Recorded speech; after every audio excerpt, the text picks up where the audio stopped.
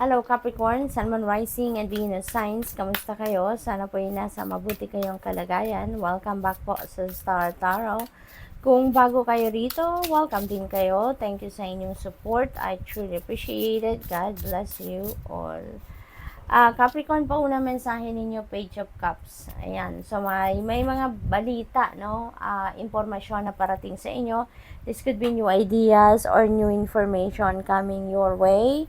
Maaari din na mga balita regarding opportunity, maaari din na regarding ito sa mga creativity ninyo, sa mga talents, skills, and gifts ninyo. Maaari din na mga impormasyon ito regarding your romantic side, no? Possibly na meron dito mag-aya sa inyo, no, ng date, no? Parang ganun. Maaari din na merong invitation dito for social gatherings para sa inyo, Capricorn. We have Chariot energy. This is travel, no? This is travel. Merong napipintong pagbiyahe kayo dito, Capricorn. This could be a road trip, no? Maaaring magno-long drive ang iba sa inyo. Posible din na meron ditong bibili ng sasakyan. Siguro nagtitingin-tingin kayo. Nagsha-shopping kayo ng cars, possibly ganon. Posible din na meron dito mga pagbabago, no, sa buhay ninyo dahil sa mga tagumpay na makakamit ninyo sa ngayon. Meron din kayo ditong determinasyon na ipapakita talaga. You will be displaying your determination, your willpower, no? Siguro mararating nyo na dito ngayon kung ano man yung mga ambisyon ninyo, kung ano man yung mga heart's desires ninyo. So, posible lang ganon. We have Ace of Swords. Ayan, so this is news pa rin, no? This is news. This is mental clarity. This is enlightenment na dadating sa inyo dito. Maaring yung mga balitang ito, impormasyon, insights, inspiration na dadating sa inyo. Ito yung makakatulong sa inyo para makapagdesisyon na kayo. Ito na yung makakatulong sa inyo para mapagtagumpayan ninyo kung ano man ang paghihirap, difficulty, mental difficulty na nararanasan ninyo. Kasi siguro meron din challenging situation na pinagdadaanan dito si Capricorn, and with that news, with that new ideas, new inspiration na parating, masosolve na kung ano man ang inyong problema dito, no? Kaya kayo magtatagumpay. Pagtatagumpayan ninyo yan at magiging susi dyan yung mga new ideas and inspiration na parating.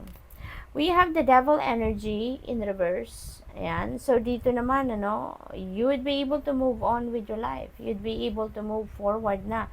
Kasi, matatanggal na yung mga blockages, matatanggal na yung mga delays, no, na nangyayari sa buhay ninyo. Kaya, uusad na rin kayo sa ngayon. Two of Pentacles. Ayan, multitasking si Capricorn. Sobrang busy kayo. Sobrang ang dami ninyong ginagawa.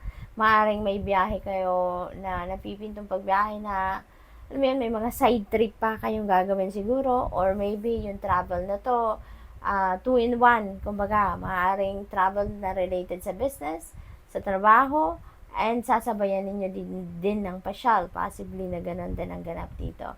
So, you're also being invited here na mag-time management kayo para hindi kayo masyadong nalilito, hindi kayo masyadong nabibisi, hindi kayo masyadong nararatel sa mga schedule ninyo, kasi maaring multitasker talaga kayo, 'di ba? Marami kayong ina-attendang gawain, obligasyon, trabaho na sabay-sabay. Kaya time management is key dito para at least magkakaroon pa rin ng balanse, magkakaroon pa rin kayo ng panahon sa sarili ninyo, hindi lang puro sa trabaho, no? We have Page of Swords. Ayan, daming balitang parating sa inyo talaga, no? Kasi meron din tayong Page of Cups. Dito naman, meron Page of Swords. So, siguro may mga hinihintay kayong balita, no?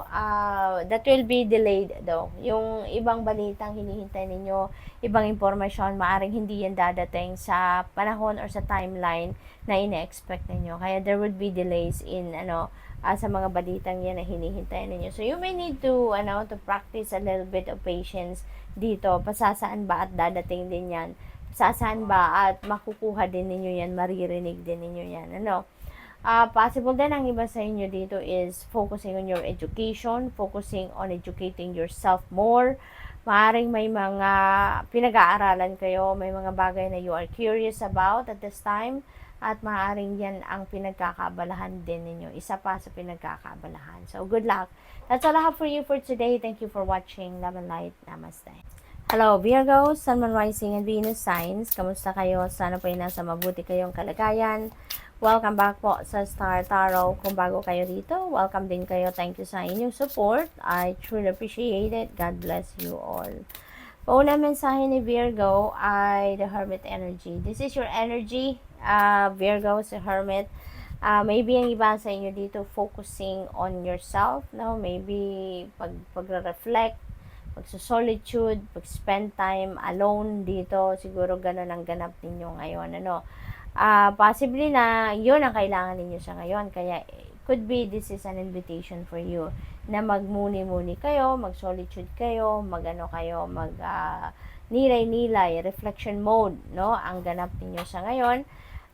Maybe, ang iba din sa inyo is seeking for advice from other people. Maybe, naghahanap kayo ngayon ng mentor, ng life coach, spiritual guide, spiritual counselor, something like that, because maybe you are seeking for sage advice, no, from other people.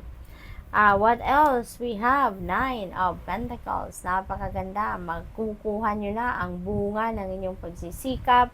This is wealth coming your way, financial gain, financial comfort, freedom, prosperity and abundance. May experience nyo na dito. Kahit papano, no, ma-experience nyo na dito yung luxury. Kasi, parang sobra-sobra din ang perang parating sa inyo dito. So, this is really beautiful. Savor ninyo to, no? Pinagsikapan ninyo to, pinagtrabahoon, pinaghirapan sa you deserve to savor each and every penny, kumbaga, no, pera na dumadating sa inyo or dadating sa inyo sa ngayon. What else? We have 7 of Wands. Maraming, siguro dito ngayon, maraming bumabato sa inyo sa ngayon. Maraming naiinggit, maraming tawag dito, maraming nakikipagtalo siguro sa inyo sa ngayon or nangi-intimidate sa inyo sa ngayon. Kaya stand your ground, no? Stand your ground, stand for what you believe in. Kung anong pinaniniwalaan ninyo, panindigan ninyo 'yan. Choose your battles wisely. May mga sitwasyon tayo sa buhay na kailangan nating harapin. Merong kailangan na lang deadmahin, no? So, use your intuition dito, no, Virgo. Kung ano yung bulong ng iyong intuition, yun ang sundin ninyo, no? Protect your energy. Kumbaga, kung alam naman ninyong negative energy ang hatid ng isang tao sa inyo, alam niyo na kung anong gagawin, di ba? Wag nyo na lang pansinin because otherwise, baka maapektuhan lang kayo in a negative way. Okay? What else? We have 10 of Cups. Wow, napakaganda, no? Napakaganda dito, Virgo. This is happy family. This is domestic bliss. This is happiness, fulfillment na makakamit ninyo. Swerte, good luck, stability ito pagdating sa pera, stability din ito pagdating sa relationship at pamilya, no? Kaya magiging masaya ang lahat, harmonious ang lahat. Kung merong hindi pagbabate, no? Kung merong away dito between you and another family member, ngayon magkakaroon na kayo ng solusyon sa ganyan, magre-reconcile na kayo at magkakaayos kayo, no? There is happy family, no? Yun ang mai-experience ninyo sa ngayon. Magiging masaya kayo. Possibly din na nakuha na ninyo dito yung minimiti ninyo, yung heart's desires ninyo, yung goals ninyo, yung dreams ninyo, no? What else? We have 2 of Wands. Ayan. So, dito naman sa 2 of Wands, this is planning stage, no? Ng iba sa inyo. Maaari din na may travel kayo, Virgo. Maaring may travel kayo. There could be new opportunities as well coming your way. Maaari din na gusto ninyo dito ng bagong path na lalakaran. Maybe you want to change direction dito sa kung ano man ang mga plano ninyo, ano man yung mga ideas ninyo. Maybe gusto ninyo magkaroon ng detour, no? Maaring magbabago ang plano ninyo dito. What else? We have Ace of Swords. Napakaganda. Mayroong mga bagong ideas, bagong plans, bagong inspiration na dadating. At yan ang mag-ano sa inyo, yan ang magli-lead sa inyo para magtagumpay kayo sa kung anumang challenges ang pinagdadaanan ninyo. Dahil dyan, mapagtatagumpayan ninyo kung ano man ang mga difficult times na tawag dito na nararanasan ninyo sa ngayon, ano?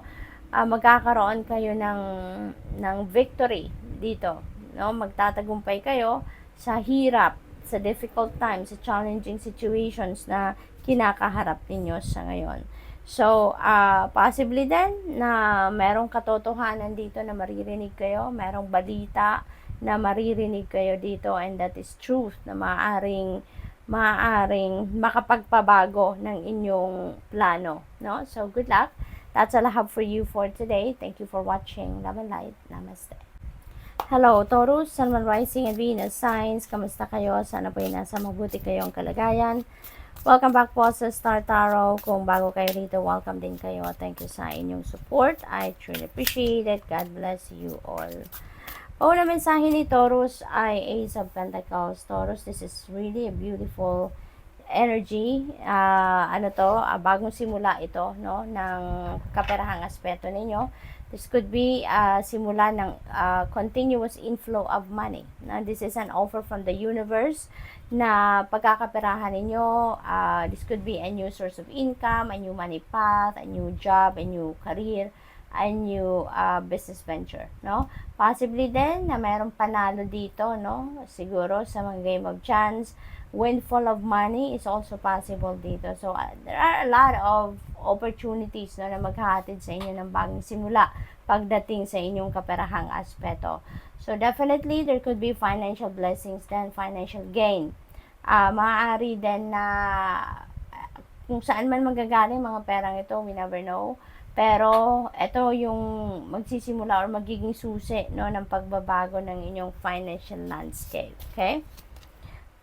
Two of Wands, ano din ito, no? Pagbabago. Maaaring gusto ninyong magkaroon ng pagbabago sa ibang parte ng buhay ninyo. At yun ang pinagpaplanuhan ninyo sa ngayon. And maybe, kung saan man kayo patungo, anumang path ang gusto ninyong tahakin at this time, meron na agad na mga opportunities na dadating to support you dyan sa plano ninyo. Merong travel din na energy dito, so possibly na meron kayong travel plans din na nagagawan at this time, you know? And that could be related to these new opportunities na parating.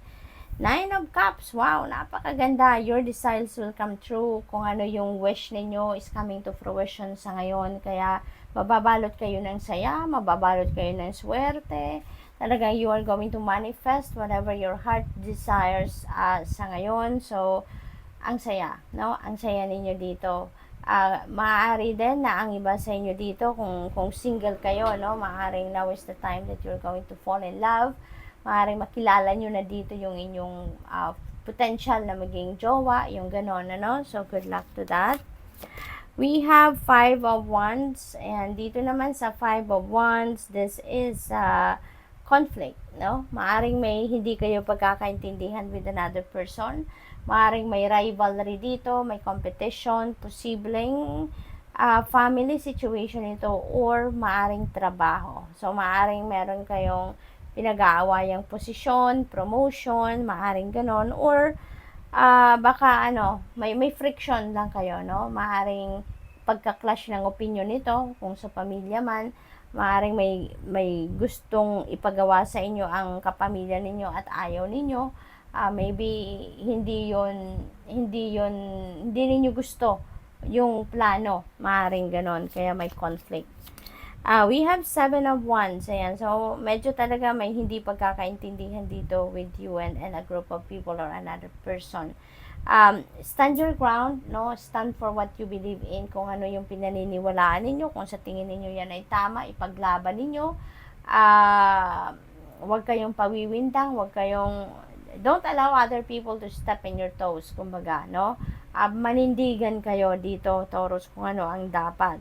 Maaring may confrontation dito na maganap, no? Maaring mag-uusap kayo dito pero hindi malumanay ang dating ng pag-uusap na ito, no? So, kung kailangan ninyo depensahan ang inyong sarili, gawin ninyo yan, okay? Alam nyo na, use your own judgment and discernment, use your intuition dito para magabayan kayo kung ano ang dapat ninyong gawin. How are you going to react, no, dito sa confrontation or kung ano pa man, no, ang magaganap na klaseng pag-uusap.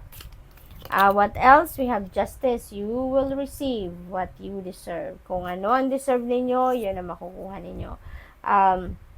Kung ano ang para sa'yo, yun ang marireceive ninyo sa ngayon. There is karma at play sa ngayon, Taurus. Kung ano yung energy na pinutout ninyo into the universe in the past, yan din ang babalik sa inyo sa ngayon. For others of you, balance will be back in your life. Magiging maayos ang lahat. Magiging mailalagay ninyo sa tamang pwesto ang mga bagay-bagay. Kaya magiging maayos, no, ang lagay ng inyong sitwasyon sa ngayon. Kung meron man kayong mga legal issues sa ngayon at maaring nasa korte na yan, maaring you're dealing with the court system, maaring bumaba na ang desisyon at kung ano man ang desisyon na yan, that will be in your favor. At kaya siguro kayo makakapagsimula na din dito ng bagong buhay dahil yan ay pabor sa inyo ang desisyon, no, ng korte.